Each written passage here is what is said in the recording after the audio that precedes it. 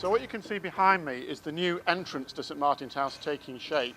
This will be the way into the whole building. In the north end, the diocesan offices, in the south end, community groups, but in the middle, the reception which welcomes everybody.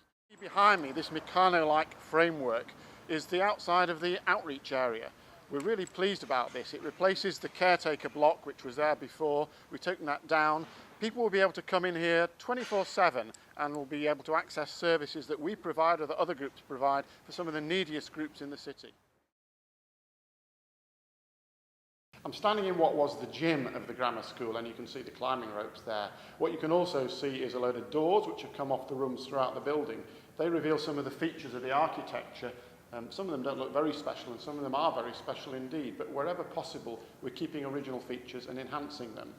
When the building is completed, this will be a really flexible space for all sorts of community use, compared with the more design rooms for conferencing and meetings in the central part of the building. When Leicester Grammar School took the building on, it had already been a school for over 100 years, originally Wigston Hospital Boys' School. I'm standing here on what was the first extension in the 1880s, and this end of the building is what's going to be our community space. This fantastic staircase, you can see, will be one of the features we retain. You can even see the bobbles on it, which was to stop the boys sliding down the banisters 100 years ago.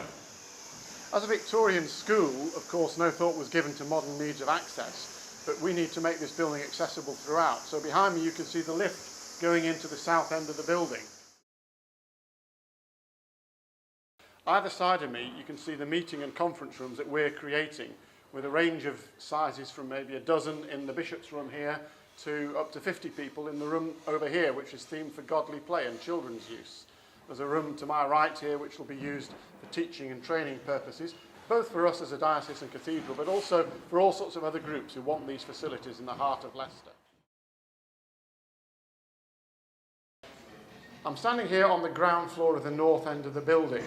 This is the part of the building where diocesan offices will be, but also the cathedral staff. And this part, the cathedral staff in particular, will be. So to my right here, the cathedral canons will have some offices. Behind me will be the relocated place where the choir of the cathedral can practice before services, and where our new Music for Life concept can develop, using music and music facilities for the good of people right across the city and county.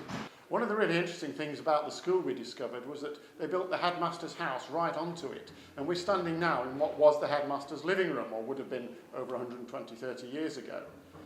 We've redesignated this, so it's now going to be our creche, so that when people come and use the building for any sort of event, whether it's church or community, there'll be a dedicated space where young children can be cared for. This is the first floor of what was the Headmaster's house. So either side of me, I guess, what were the bedrooms for him and his family. These are now part of the offices for diocesan staff. So to my left here, the diocesan secretary and support staff. To my right, the diocesan communications team and publicity. And over here, in a moment, we're going to go through and take a look at what is really the centrepiece of the building, the magnificent grand hall.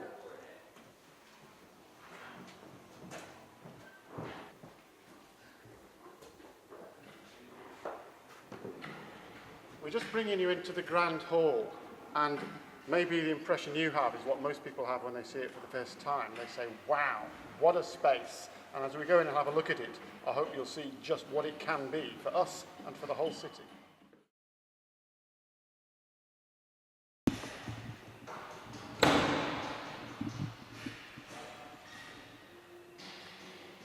So this is the new space that we're creating for the city of Leicester and the county of Leicestershire.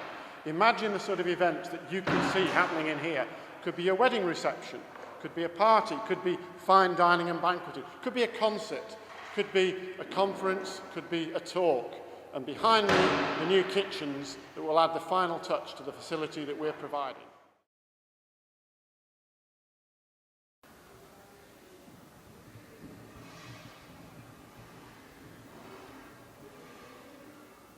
We're on the top floor of the south end of the building, and this part was actually added by the grammar school in the 1980s as science labs. But what you see in front of you now is space that is lettable to community groups for their purposes. What we want to do is find organisations and groups that definitely are working for the good of the city, but they're going to pay us rent to do it because the whole complex has to work financially as well as in every other way. Standing here outside what was the original main entrance of Wigston Hospital Boys' School, out onto Applegate, part of the most historic part of Leicester.